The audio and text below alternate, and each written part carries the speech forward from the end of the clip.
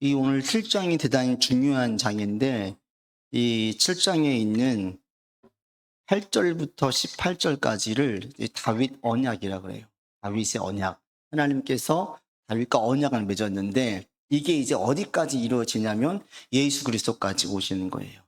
예수님의 오심에 대한 예표를 지금 오늘 본문에서 하고 있고, 다윗의 집을 천대 만대까지 복을 주고 지켜주겠다라고 말씀하시거든요. 그게 어디까지 가느냐?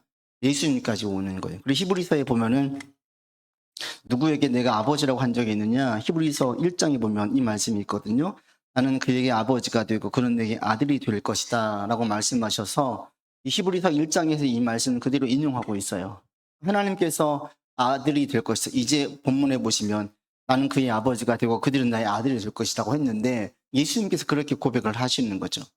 그 구약의 이스라엘 사람들은 상상을 못했지요. 하나님은 아버지라고 고백을 못했어요. 워낙 높으신 존귀하신 분이다 보니까 그렇게 고백을 못했는데 예수님께서 이제 오셔가지고 아빠, 아버지라고 하죠. 아주 파격적인, 그래서 유대인들은 화를 내면서 신성모독이라고 그랬어요. 그 정도로 그게 파격적이었는데 사실은 이미 다윗에게 그 언약의 말씀을 해주셨다. 그 언약의 말씀 어떻게 해서 감동을 하나님께서 받으십니까? 이 본문에 보면 다윗이 성전을 짓고 싶은 거예요. 나는 지금 좋은 백향목집, 이 백향목이라고 하면 그 당시에 가장 좋은 목재거든요. 나는 가장 좋은 집에서 살고 있는데 하나님의 언약궤는 천 조각으로 둘러가지고 거기에 있다 이거예요. 이게 다윗은 마음에 쓰여가지고 성전을 짓고 싶은 거죠. 법궤를 안장할 수 있는, 안치할 수 있는 성전을 짓고 싶어서 그렇게 갔는데 여기에 대해서 하나님께서 감동해가지고 다윗을 축복해 주시는 거예요. 근데 다윗은 성전을 짓습니까? 못 짓죠. 그러니까 다윗은 사실은 아무것도 안 하고 큰 축복을 받은 거예요. 우리 말 한마디로 천냥빛을 갚는다고 하잖아요. 아무것도 안 하고 다윗은 큰 복을 받은 거예요. 아무것도 안 하고. 근데 그러면 이게 우리가 말로만 하면 되느냐? 아니지요. 하나님 중심을 모시니까. 다윗이 진짜 진실로 중심에서 성전을 짓고 싶은 마음 있음을 아시니까 그의 말 가지고도 이미 받으시는 거예요. 그리고 다윗은 나중에 솔로몬 때에 지을 수 있도록 모든 자재를 준비하잖아요. 그러니까 정말 하고 싶은 거예요. 그래서 하나님께서 거기에 대해서 감동하시는 걸 볼 수가 있는데, 자, 그럼 문제를 풀면서 한번 우리가 이제 여러 가지 것들 나와지거든요. 같이 풀면서 한번 나가보지요. 1번 같이 읽겠습니다. 다윗은 평안할 때에 불편하게 생각하는 한 가지가 있었습니다. 다윗이 불편해하는 한 가지는 무엇입니까? 2절 같이 읽겠습니다. 왕이 선지자 나단에게 이르되 볼지어다 나는 백향목 궁에 살거늘 하나님의 교회는 회장 가운데에 있도다. 이렇게 이야기해서 자기는 지금 좋은 집에 살고 있는데 하나님의 임재를 상징하는 것은 지금 그렇게 좋지 않은 천조각으로 덮여져 있는 그곳에 지금 있다 이거예요. 이게 마음이 걸린다. 그러니까 2번에 보시면 같이 읽습니다. 다윗의 생각을 들은 나단 선지자는 어떻게 평가합니까? 3절 이렇게 말하죠. 같이 읽습니다. 나단이 왕께 아뢰되 여호와께서 왕과 함께 계시니 마음에 있는 모든 것을 행하소서. 나단이 찬성했습니까? 반대했습니까? 찬성했어요. 뭐라고 얘기했어요? 왕과 함께 계십니다. 하나님의 뜻에 맞습니다 이거예요. 나단 선지자가 누구예요? 다윗이 우리아의 아내 밧세바를 범하였을 때에 와서 아주 충원 직언을 했던 자예요. 그가 죄 가운데에서 영적인 눈이 가리워져 있을 때 그 눈을 뜨게 해준 자죠. 양의 비유를 들면서 그의 죄를 깨우치고 그가 하나님께 돌아오게 만드는 결정적인 역할을 했던 사람이 나단이에요. 나단 선지자는 그리고 나중에 솔로몬을 왕을 세울 때에도, 그러니까 마지막까지 충성되이 쓰임 받았던 선지자가 나단이에요. 이 나단 선지자가 다윗의 말을 듣고 그거 좋은 얘기네요. 옳은 아이디어네. 좋은 제안이네요. 합시다 라고 얘기한 거예요. 그리고 어떻게 얘기했냐면 3절에 하나님께서 왕과 함께 계십니다. 이것은 하나님 볼 때 옳다는 얘기죠. 그렇게 해서 성전 짓지요 라고 얘기를 했어요. 나단도 옳게 보고 다윗도 옳게 보고 그리고 이 동기도 옳죠. 그죠? 다 좋았어요. 그런데 하나님께서 뭐라고 말씀하십니까? 3번 같이 읽습니다. 다윗과 대화를 나눈 날 밤 여호와께서 나단에게 임하시어 다윗에 관해 말씀하십니다. 다윗의 생각에 대해 하나님은 어떤 마음이 들었다고 말씀하십니까? 먼저 4절 보시면 나도 다윗에게 임했어요. 그리고 5절에 보시면 네가 나를 위해 살집을 건축하겠느냐. 그런데 6절 이하에 보시면 내가 지금까지 누구한테 그렇게 이야기한 적이 있느냐. 없다 이거예요. 그런데 결과적으로 다윗에게 성전을 짓는 것을 허락하지 않았어요.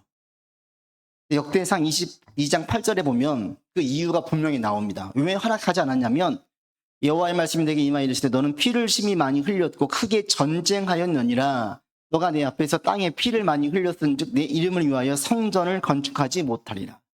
쉽게 말하면 다윗은 성전을 건축할 수 있는 자격이 안 된다는 거예요. 부여해 주지 않았어요. 하나님께서. 왜? 전쟁에 피를 많이 흘렸다. 성전은 평화의 상징인데 피를 많이 흘린 다윗이 짓게 하지 못하고 그의 아들 솔로몬 때에 짓게 하는 거예요. 다윗의 마음도 옳고 그리고 심지어 하나님도 여기에 감동하세요. 감동도 하시고 나단도 옳게 보는데 하나님은 노라고 말씀하시는 거예요. 여기서 보면 이제 우리가 두 가지를 생각할 수 있어요. 한 가지는 나단 선지자도 하나님의 뜻을 잘못 알 때가 있구나. 그렇게 일생을 하나님을 위해서 다윗과 함께 동행하면서 그 왕국을 세우는데 아주 일조했던 선지자, 바른 말을 하고 바른 뜻을 전하고 마지막까지 하나님의 뜻 안에 거했던 선지자도 이렇게 잘못 하나님의 뜻을 오해할 수가 있구나. 그러니까 모든 인간들 아무리 성경을 많이 알고 있고 하나님의 음성을 들어도 하나님의 뜻을 온전히 알 수 없어요. 이게 인간의 한계예요. 그렇구나. 그러니까 여러분 절대 인간의 말을 100% 맹신하지 마세요. 누구의 말도. 그 창세기 보시면 가장 아픈 게 누구냐면 그 야곱의 어머니 리브가가 야곱에게 얘기하잖아요.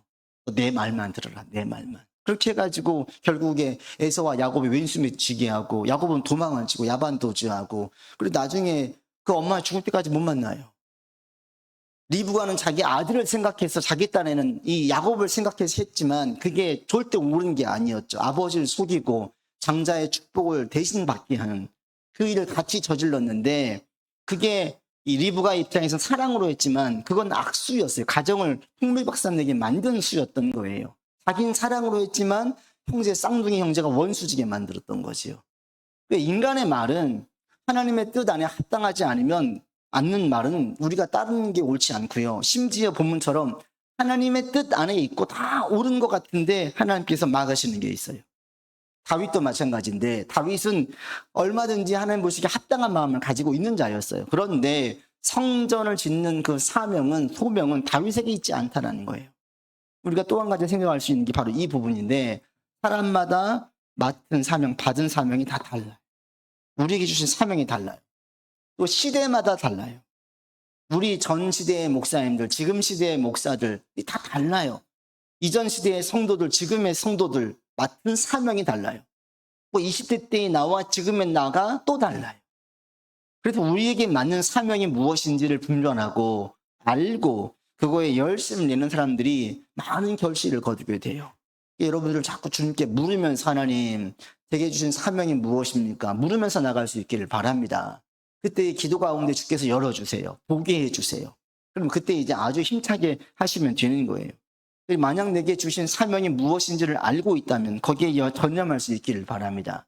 그때 주님 도와주시고 역사해 주시고 그 일을 통해서 하나님의 일이 되게 하시는 것들을 보게 될 거예요. 다윗은 그래서 막았어요. 하나님께서. 사람마다 맡은 사명이 다 다르다. 그런데 그걸로 끝나는 게 아니라 하나님께서 어떻게 하십니까? 엄청나게 감동하세요. 지금까지 7절 보시면 7절 같이 읽겠습니다. 이스라엘 자손과 더불어 다니는 모든 곳에서 내가 내 백성 이스라엘을 먹이라고 명령한 이스라엘 어느 지파들 가운데 하나에게 내가 말하기를 너희가 어찌하여 나를 위하여 백향목 집을 건축하지 아니하였느냐고 말하였느냐. 이런 적이 내가 없다. 그런데 너는 지금 나를 위해서 집을 지으려고 하니 8절 이하로 그러므로 하면서 축복의 말씀. 이게 바로 이제 유명한 언약의 말씀이에요. 4번인데 같이 읽겠습니다. 4번 8에서 18절까지는 유명한 다윗 언약입니다. 여호와께서 다윗에게 약속하신 복은 무엇입니까? 먼저 9절에 보시면 읽겠습니다. 네가 가는 모든 곳에서 내가 너와 함께 있어 내 모든 원수를 내 앞에서 멸하였은즉 땅에서 위대한 자들의 이름같이 내 이름을 위대하게 만들어 줄 것이다. 이 8절에서는 이미 이스라엘 주권자로 삼았으니 왕이 되게 했는데 너의 이름을 위대하게 만들겠다라고 약속해 주시는 거예요. 이 이름이라는 게 구약 성경에서는 그 사람의 전 존재, 전 인격을 말해요. 단순히 이름을 날리는 게 아니라 다윗과 그의 후손들이 세상에서 존경받을 것이다라는 것이고, 이게 궁극적으로 어디까지 가요? 예수 그리스도에게까지 가는 거예요. 예수님의 이름이 존귀해지는 거예요. 높여지는 데까지 가요. 그래서 다윗의 이름을 위대하게 1차적으로 정말 다윗의 이름, 데이빗이라는 이름이 유명해졌고 위대해졌고, 또 그의 후손으로 태어나신 예수 그리스도께서 이게 완전히 성취가 되는 거예요. 이 말씀이. 그 이름을 위대하게 만들어 주셨어요. 그리고 이 또 하나 5절에 보시면, 5번에 보시면 후손에게도 약속을 해주신 큰 복을 약속해 주시죠. 11절에 보시면 같이 읽겠습니다. 전에 내가 사사에게 명령하여 내 백성 이스라엘을 다스리는 때와 같이 아니하게 하고 너를 모든 원수에서 벗어나 편히 쉬게 하리라. 여호와가 또 내게 이르노니 여호와가 너를 위하여 집을 짓고, 다윗이 집을 지으려고 했는데 하나님께서 다윗의 집을 지어주겠대요. 이 집은 눈에 보이는 집이 아니죠. 이미 다윗은 성전이 왕궁이 있으니까. 그러니까 이 집은 뭐겠습니까? 그와 그 후손들을 지켜주겠다라는 거죠. 그래서 12절에 보시면 읽겠습니다. 내 수완이 차서 내 조상들과 함께 누울 때에 내가 내 몸에서 내 씨를 내 뒤에 세워 그의 나를 견고하게 하리라 라고 얘기하면서 견고하게 할 것이다 라고 얘기를 하고 있어요. 그게 이제 솔로몬 때 이루어지고, 또 이게 좀 나가면 그의 자손을 얘기하기도 하고, 더 나아가면 예수 그리스도를 의미하기도 해요. 그 다음에 13절 14절 읽겠습니다. 그런데 이름을 위하여 집을 건축할 것이요 나는 그의 나라 왕위를 영원히 견고하게 하리라. 나는 그에게 아버지가 되고 그는 내게 아들이 되리니 그가 만일 죄를 범하면 내가 사람의 매와 인생의 채찍으로 징계하려니와 사울과 같이는 하지 않겠다. 그 다음 16절 읽습니다. 내 집과 내 나라가 내 앞에서 영원히 보존되고 내 왕위가 영원히 견고하리라 하셨다. 이렇게 축복의 말씀을 해주신 거예요. 그냥 다윗 당대에만 얘기하는 게 아니라 영원히 왕위를 보존해 주겠다. 근데 유다는 BC 586년에 바벨론에게 멸망을 당하거든요. 그럼 그 말씀이 안 맞잖아요. 근데 이게 어떻게 이어집니까? 아브라함과 다윗의 계보라. 마태복음 1장 1절의 시작이 이어지는 거죠. 그 예수님의 계보가 나오는 거예요. 예수 그리스도의 계보에 대해서 말씀하실 때에 아브라함과 다윗의 자손 예수 그리스도의 계보라. 마태복음 1장 1절 이렇게 시작을 하잖아요. 그 계보가 다윗의 자손으로 이어지는 거예요. 그리고 마태복음에서 이 마태는 이 말씀이 성취되었고 완성되었음을 얘기하는 거죠. 본문에 있는 16절 영원히 보존되고 왕위가 영원히 견고하리라 라고 말씀했는데, 그 예수님께서 왕으로 이 땅에 오셔서 그게 보존되어지고 증명되어지는 거예요. 그래서 이런 복을 주님께서 말씀해 주세요. 큰 복을. 이 다윗처럼 이런 복을 받은 자가 없어요. 다윗이 무엇 했는데요? 큰 건 없어요. 뭐 했어요? 마음을 해서 하나님께 드리는 거예요. 우리도 가장 복 받는 자가 누구냐면 이렇게 보시면 돼요. 하나님, 내가 하나님을 위해서 무엇을 할까? 하나님을 위해서 내가 무엇을 할고, 여러분 이렇게 하시면 그게 복 받는 비결이에요. 가장 큰 복을 받는 비결. 우리 교회에서 있으면서도 우리 교회가 큰 교회가 아님에도 불구하고 제가 직접 들은 분만 해도 3분인데, 목사님 제가 돈을 벌어서 우리 교회에서 뭔가 큰 일을 하고 싶어요. 교회에서 크게 해주고 싶어. 이런 분이 3분이나 있어, 3분이나. 제가 직접 들은 얘기만. 자기가 무엇인가 돈을 벌어서 떵떵거리고 뭘 하고 싶어 이게 아니라 자기가 돈을 벌게 되어지면 교회에서 무엇인가 하고 싶다라는 거예요. 하나님의 집을 위해서, 하나님 세우신 교회를 위해서 무엇인가 하고 싶어요. 이런 마음을 가지고 있어요. 얼마나 복된 마음이에요. 보통은 어떻게 해요? 제가 돈 벌어가지고요, 집 사고요, 뭐 하고 이렇게 생각을 많이 하잖아요. 그런데 제가 그 얘기를 들을 때 그 말 자체가 그냥 속으로 제가 생각을 하고 하나님 기뻐하시겠다. 뭐 직접 교회를 도와주든 도와주지 않든 이게 중요한 게 아니라, 협력하든지 이게 아니라 그 마음 중심이 지금 이렇게 서 있다라는 거예요. 하나님을 위해서 무엇인가 해야 되겠다.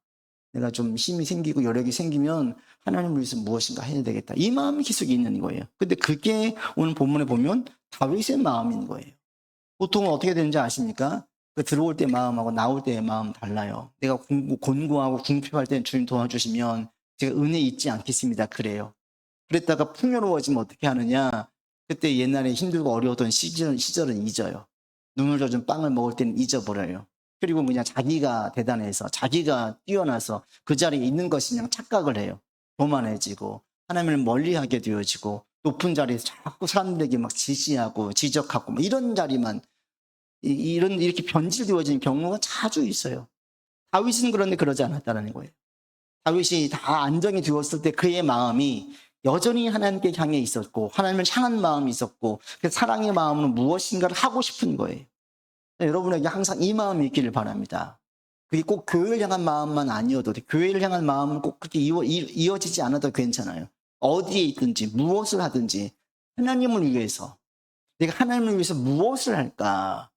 내가 어떤 일을 할 때 하나님 기뻐하실까? 여러분 안에 이 마음이 커질 수 있기를 바랍니다. 이럴 때 그런 사람들은 자연스럽게 복을 받아요. 주님은 중심을 보시니까 내가 하든 하지 않든 이건 중요하지 않아요. 이미 하나님은 다윗의 이 성전을 드리고 짓고 싶은 마음을 이미 벌써 받으신 거예요. 그러니까 이미 받은 것처럼 축복을 하시는 거예요. 왜? 우리 인간의 중심을 보시니까. 이 사람이 지금 빈말인지 진심인지를 다 아시잖아요.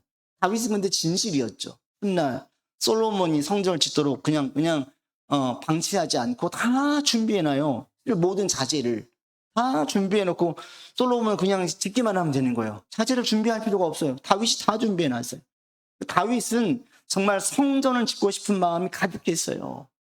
그걸 알기 때문에 하나님께서 축복을 해주시는데 그에게만 축복한 게 아니라 그의 자손 대대로까지 축복하시고 심지어는 너의 아들은 나를 아버지로 이렇게 얘기한 곳이 없어요. 하나님께서 그 아들 자손들은 내가 아들로 삼고 나는 아버지가 되겠다.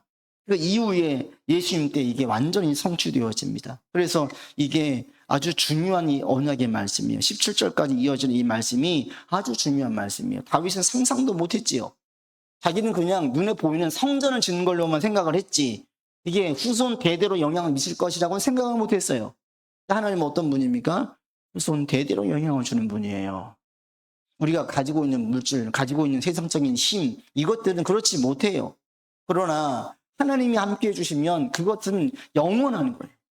내가 함께하든 함께하지 못하든 하나님이 함께 하신다면 영원히 보존되어지는 거죠. 그래서 이게 큰 축복이라는 거예요. 저는 여러분들 모두가 다 이런 하나님의 복을 받는 자 되기를 바라고요. 그러기 위해서 우리 마음에 어떤 게 있어야 되느냐면 내가 하나님을 위해서 무엇을 할고 어떻게 해요? 신앙이 어릴 때에는 하나님 뭐 주세요만 해요. 예수 달라고만 해요. 신앙이 성장하면 점점 하나님을 위해서 무엇을 할까 생각을 해요. 어떤 자가 더 복된 자고 어떤 자에게 하나님 감동하십니까? 바로 후자라는 거예요. 다윗이 지금 이제 풍요로워지니까 더 달라고 하지 않고 명예를 더 높여달라고 하지 않고 하나님을 위해서 무엇을 할까라고 생각을 해요. 우리 교회도 그런 분들이 많이 있어서 감사하고 그런 분들 볼 때마다 저도 도전을 받아요. 여러분 안에 계속 이런 마음이 있기를 바랍니다. 그래서 하나님을 위해서 무엇을 할까 생각해 보시고 마음에 감동이 되는 대로 순종하시고 그때 주께서 역사하신 것들을 보게 되어집니다. 다윗이 이 얘기를 듣고 너무 깜짝 놀란 거예요. 다윗은 후손에 대해서 대대로 그리고 그 나라가 영원히 설 것이라는 그 말씀에 깜짝 놀라요. 그래서 다윗이 18절 이하에 보시면 기도를 합니다. 6번 같이 보겠습니다. 다윗의 후손은 하나님에게 어떤 존재가 될 것이라 약속하십니까? 하나님의 복된 말씀에 다윗이 새롭게 깨달은 것은 무엇입니까? 14절에 얘기하죠. 나는 그에게 아버지가 되고 그는 내게 아들이 될 것이다. 친히 아버지가 되어서 내가 사람의 매와 인생의 채찍으로 징계하겠지만 빼앗지는 않겠다. 왕권이 끊어지지 않겠다라고 말씀하시는 거예요. 다윗은 너무 감사한 거죠. 신이신 하나님이 아버지가 되어주시고 지켜주시겠다. 이것은 다윗에게는 매우 현실적이고 실제적으로 와닿는 복된 말씀이에요. 왜? 자신이 경험했거든요. 사무엘에게 기름 부음을 받은 이후로 왕위로 이어졌고 왕권이 공고해져서 하나님께서 하신 말씀 그대로 실현되어졌어요. 이걸 경험한 다윗은 이 말씀이 그냥 빛 좋은 개살구 뭐 아무것도 없네요. 현실적으로 아무것도 없네요. 이게 아니라 너무 우리로 말하면 계약서를 잡는 거예요. 계약서. 분명한 땅무서 가지고 있는 거예요. 그러니까 다윗은 감동을 하는 거예요. 왜? 자기에게도 했던 그 언약의 말씀이 그대로 다 성취되었기 때문에 이 하신 말씀들은 그대로 성취될 것을 다윗은 믿었어요. 그러니까 이게 너무 감사한 거죠. 그래서 이 감사함이 이제 18절 이하로 기도로 이어집니다. 18절 한번 같이 읽겠습니다. 다윗 왕이 여호와 앞에 들어가 앉아서 이르되 주 여호와여 나는 누구이오며 내 집은 무엇이기에 나를 여기까지 이르게 하셨나이까. 너무 감동한 거예요. 주님 나는 무엇입니까? 그러니까 하나님이 얼마나 위대하신지 그리고 자기는 얼마나 비천한 존재인지를 대조하면서 하나님의 은혜와 복이 너무나 과분하다. 이 감사의 고백이에요. 18절이 내 집은 무엇이기에 나를 여기까지 이르게 하셨나이까. 이렇게 주십니까? 너무 감동하는 거예요. 그러면서 19절 읽겠습니다. 주 여호와여 주께서 이것을 오히려 적게 여기시고 또 종의 집에 있을 먼 장래의 일까지도 말씀하셨나이다. 주 여호와 이것이 사람의 법이니이다. 이게 사람의 법이라는 것은 모든 사람이 따라가야 될 것입니다. 여호와의 말씀이 성취된 그대로 됩니다. 이런 얘기거든요. 먼 장래의 일까지 다윗에게 보여주시는 거예요. 마치 다니엘에게 환상을 보여주시듯이 다윗에게 앞날을 보여주시는 거예요. 여러분도 한번 생각을 해보세요. 하나님께서 우리에게 환상을 보여주셔가지고 우리 자손들의 대대가 이루어질 것들을 보여주신다고 생각을 해보세요. 얼마나 감사하겠어요. 그것도 길한 꿈으로 이루어질 좋은 것들을 우리 가운데 보여주신다고 생각을 해보세요. 얼마나 기대와 희망이 되겠습니까? 지금 다윗이 그래서 감동하는 거예요. 너무 기쁜 거예요. 그러면서 다윗이 고백이 쭉 이어지는 거죠. 그러면서 다윗이 깨달은 게 한 가지가 있어요. 22절입니다. 같이 읽겠습니다.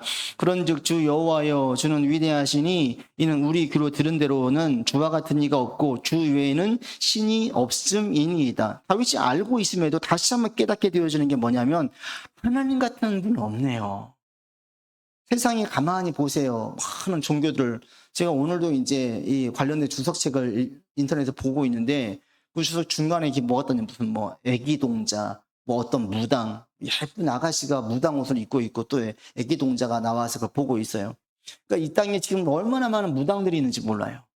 근데 이 무당과 여러분 타로라든지 이런 오늘의 운서 이건 완전히 다르거든요. 무당은 귀신을 섬기는 자고 오늘의 운세와 타로는 자기 나름대로 어떤 데이터를 가지고 하는 거예요. 신의 힘을 빌리지 않아요. 그러니까 더 안 좋은 게 이 무당인데 예쁘게 차려입고 우리의 매스미디어 문화 속으로 너무나 쑥 들어와서 TV에 다 불안감에 노출되다 보니까 이게 아무 문제 없이 우리한테 오죠. 근데 이것은 하나님께서 보실 때는 아주 이것은 경계하고 우리가 경계해야 될 거예요. 거짓신, 귀신의 말에 듣고 따라가는 존재들이지 하나님이 아니에요. 그들은 참신이 아니에요. 세상에 있는 모든 종교를 보세요. 다 인간이 만든 것들이에요. 어디에 신이 있습니까? 없어요. 불교는 제가 볼 때는 좀 그렇게 보이겠지만 종교도 아니에요. 그냥 석가는 자기 부다는 한 번도 자기를 신으로 이야기한 적이 없어요. 그냥 사람들이 신을 숭배할 뿐이에요. 그냥 인간이에요. 인간. 위대한 성인. 근데 신처럼 떠받들죠. 그러니까 거기는 엄밀히 말하면 그냥 종교도 아니에요. 진짜 신으로 떠받들고 있는 많은 것들을 보세요. 다 인간들이 만들어 놓은 거. 그런데 우리가 믿고 있는 예수 그리스도 하나님은 진정한 신이시고 유일한 신이십니다. 그 위에 있는 많은 것들이 인간이 만들어 놓은 힘이 없는 신들, 그리고 사단과 귀신을 추종하는 자들, 그들에 의한 것뿐이에요. 다윗이 다시 한번 고백하게 되는 거죠. 정말 하나님 같은 분이 없습니다. 근데 이 고백을 모세도 똑같이 해요. 출애굽기 15장 11절에 보시면 모세가 똑같이 고백을 해요. 홍해를 가른 후에 그때 애굽의 모든 철병가가 수장된 다음에 출애굽기 15장이 이렇게 얘기합니다. 여호와의 신중에 주와 같은 자가 누구니까? 주와 같이 거룩함으로 영광스러우면 찬송할 만한 위엄이 있으며 기이한 일을 행하는 자가 누구입니까? 주님 같은 분이 없는 거예요. 하나님같이 전능하신 분이 없는 거예요. 다윗 또한 본문을 보면서 깜짝 놀란 게 자기 당대뿐 아니라 후대 계속된 자손의 앞날까지 예견해 주시는 걸 볼 때에 이런 분이 없는 거, 이런 스케일을 가진 신이 없어요. 다윗이 감동을 해요. 여러분, 오늘 여러분도 이 사실을 좀 알고 감동하면서 나아가면 좋겠습니다. 우리가 믿는 하나님은 세상에 어떠한 신, 인간이 만들어 놓은 어떠한 신과도 비견할 수 없는 분이세요. 이런 분이 없어요. 그리고 이분은 어떤 분입니까? 내 삶을 지켜줄 뿐 아니라 우리가 믿음 안에 거할 때 우리의 자손도 지켜주세요. 우리 영향력 아래인 자들을 다 지켜주시는 거예요. 그래서 우리가 주님 안에 있는 게 복된 거예요. 지금 돈이 많든 적든 성공을 했든 못했든 삶이 형통하든 어렵든 이게 중요한 게 아니라 주님 안에 있고 하나님이 우리를 붙들고 있고 또 주님과 동행하고 있다. 그러면 그 인생 수지 맞은 인생인 거예요. 그 인생의 미래는 밝을 수밖에 없어요. 하나님이 계시니까. 여러분에게 이런 믿음이 있기를 바라고, 이 다윗에게 주었던 복된 말씀이 나에게 주신 말씀이에요. 어떻게 할 때 내가 하나님의 은혜를 어떻게 보답할까? 하나님의 은혜를. 우리 교회 지금 제일 연세 많으신 집사님 그때 그런 말씀 하시고 제가 속으로 깜짝 놀랐어요. 내가 주께 받은 은혜를 어떻게 보답할까? 이게 자기의 기도 제목이래요. 자기의 기도 제목. 그분의 얘기를 듣고, 그 우리 남집사님 이야기를 듣고 제가 크게 도전을 받아서요. 그 연세에 받은 은혜를 내가 어떻게 갚을까? 어떻게 갚을까? 이렇게 감사함으로 살고 계시는 거예요. 복을 받지 않을 수가 없습니다, 여러분. 하나님은 살아계시고 우리의 중심을 보시기 때문에 우리가 그렇게 나아갈 때 주님께서는 반드시 우리 가운데에 그렇게 이루어 주시고 복을 받게 해 주십니다. 7번, 그래서 다윗이 이렇게 얘기합니다. 같이 봅니다. 여호와의 말씀에 다윗은 감사 기도를 드리며 자신의 소원을 아뢰입니다. 다윗의 소원은 무엇입니까? 25절 같이 읽겠습니다. 여호와 하나님이여, 이제 주의 종과 종의 집에 대하여 말씀하신 것을 영원히 세우시며 말씀하신 대로 행하여 주십시오. 29절입니다. 이제 청하건대 종의 집에 복을 주사 주 앞에 영원히 있게 하옵소서. 주 여호와께서 말씀하셨사오니 주의 종의 집이 영원히 복을 받게 하옵소서라고 하나님께 다윗이 아뢰요. 이게 그대로 될 것을 믿었기 때문에 다윗은 성전을 지으려고 했던 그것들 철회하죠. 고집 부리지 않아요. 내가 뭘 해야 되겠다 이게 없어요. 그냥 감동해서 하려고 했는데 하나님께서 못하게 막으셨어요. 이게 인간의 야망이 어때요? 어떻게든 하려고 하잖아요. 우리가 내 때에 뭔가 하겠다 이런 마음이 있죠. 근데 아닌 거예요. 하나님께서 허락하실 때가 아니다. 그럼 다윗은 그걸 철회해요. 그리고 더 좋은 거 붙잡는 거예요. 뭐예요? 약속하시는 거. 주님 하신 약속 그대로 주님 제가 우리 가정 가운데 우리의 자손들에게 그대로 임하여 주기를, 그런 복을 받기를 원합니다라고 바꿔요. 그리고 성전 짓는 걸 철회해요. 대신에 짓고 싶은 마음은 있으니까 자재를 다 준비해놔요. 이게 다윗이 올바른 신앙의 모습이에요. 우리도 마찬가지입니다. 하나님께 열심을 내는 건 너무너무 중요하고요. 그 열심이 하나님의 뜻보다 앞서지 않는 것도 중요하고요. 그러면서 받은 주님의 복들을 다 내 걸로 붙들고 나 이 말씀이 그대로 내게 임할 걸 믿어 라고 붙드는 거예요. 지금 힘들든 형편이 풀리든 상관이 없이 계속 붙들고 있는 거예요. 그러면 그 말씀이 그대로 임해질 때가 응답을 받을 때가 옵니다. 여러분 가운데 이런 확신 가운데 기도하고 확신 가운데 예배드리고 확신 가운데 말씀 보면서 나아갈 수 있기를 바랍니다. 그때의 주의 말씀하신 것들이 그대로 이루어져요. 이미 사실은 다윗의 언약의 말씀이 우리 가운데 이루어졌어요. 다윗의 계보가 예수님께로 왔고 예수님의 계보가 우리 이방인들에게까지 접붙임 바 되어서 우리도 하나님의 자손이 되어서 이 성경의 모든 말씀들은 내게 주신 언약의 말씀이에요. 그러니까 내 걸로 받아들이고 응답될 것을 믿고 내가 열심을 내면 주님께서 다 이루어 주십니다. 이런 믿음 가운데 오늘을 나아가고 또 그런 응답들이 여러분들 가운데 많아서 정말 제가 설교할 때 많은 예화거리로 계속 쓸 수 있는 게 풍성하고 많아졌으면 좋겠어요. 이제 그러려면 그 연수가 좀 더 시간이 좀 흘러가야 돼요. 많이 흘러가면서 삶에서 있어서 많은 사례들이 이제 보여질 겁니다. 하나님께서 어떻게 이 가정에게 A 집사님에게 B 집사님에게 어떻게 역사하시는지 보여주실 거예요. 그런 것들을 같이 나누고 같이 도전받고 이런 일들이 많아지는 우리 교회가 되기를 바라고 여러분들 그런 주인공 되기를 바랍니다. 기도합시다. 말씀 가지고 기도하겠습니다. 첫 번째로 하나님, 내가 하나님을 위해서 무엇을 할까?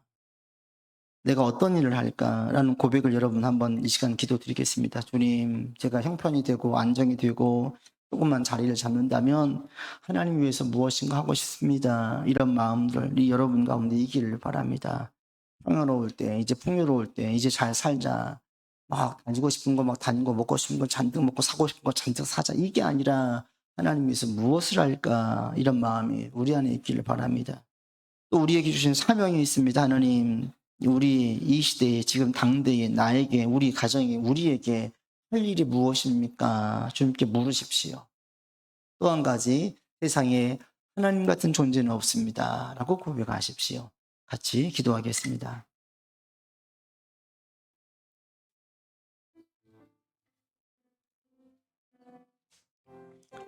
아버지 하나님, 우리 하나님 같은 존재는 하나님 위해서 힘을 쓰는 것 같아요. 아버지, 주를 위해 힘을 쓸 때 주께서 우리를 붙들어 주시고 우리의 가정을 붙들어 주시고 우리의 자손들에게 복을 주실 것을 믿습니다. 다윗에게 약속하신 언약의 말씀이 나에게 주신 말씀이 우리에게 주신 말씀으로 받습니다. 하나님이여 함께하여 주시고 주님 인도하여 주시옵소서. 아버지, 주의 말씀을 붙들고 나가오니 주님 주장하여 주시옵소서. 하나님 또 간구 드립니다. 하나님께서 우리를 붙들어 주시는 아버지 하나님, 주님의 능력 가운데 주님 물러나가기를 원합니다. 아버지 하나님, 주님 같은 분이 없음을 우리가 알고 깨달아 주님의 그 존귀하심을 찬양하며 주님 그 말씀이 우리 상대에 우리의 모든 삶에 이루어지기를 원합니다. 주님, 제가 지금 할 일이 무엇인고 우리 주님 가정과 교회가 할 일이 무엇인지 아버지 하나님 보게 해주시고 알게 해주시어서 그 일에 전념하고 열심을 내는 우리가 되게 하여 주시옵소서. 하나님 그 일들을 감당할 수 있는 힘을 주시고 믿음 더하여 주시고 능력 주시고 상황과 모든 것들도 허락하여 주시옵소서. 아버지 하나님 우리의 마음과 몸을 새롭게 해주시고 굳건하게 해주시고 강건하게 하사 그 일을 이루어가게 하여 주시옵소서. 아버지 주님 도와주시기를 원합니다.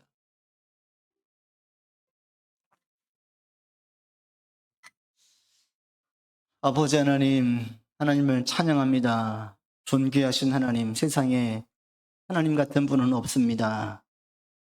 우리를 지켜줄 뿐 아니라 우리의 만대까지도 책임지시는 주님을 찬양하고 한 번 하신 말씀은 그대로 성취되어진 언약의 하나님을 찬양합니다. 다윗도 이 사실을 알기에 크게 기뻐하고 크게 충격받으며 주님을 높이고 감격하였습니다. 이 말씀은 오늘 내게 주신 말씀입니다. 우리 또한 감격하고 감사하며 말씀을 받고 소망 가운데 나아가도록 인도하여 주시옵소서. 아버지 하나님, 우리가 무엇을 통하여 주님을 기쁘게 할까요? 어떤 일을 해야 할까요? 오늘 내게 주어진 사명과 할 일들이 무엇인지요? 주님께 묻고 그 뜻을 알아 그 일에 전념하는 우리가 되게 하여 주시옵시고 그 일들을 통하여서 일하시는 주님의 역사를 보게 하여 주시옵소서.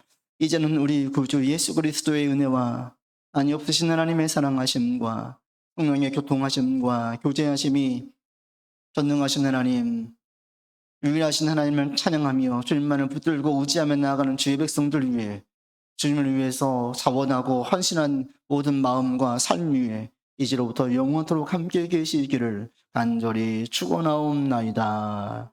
아멘.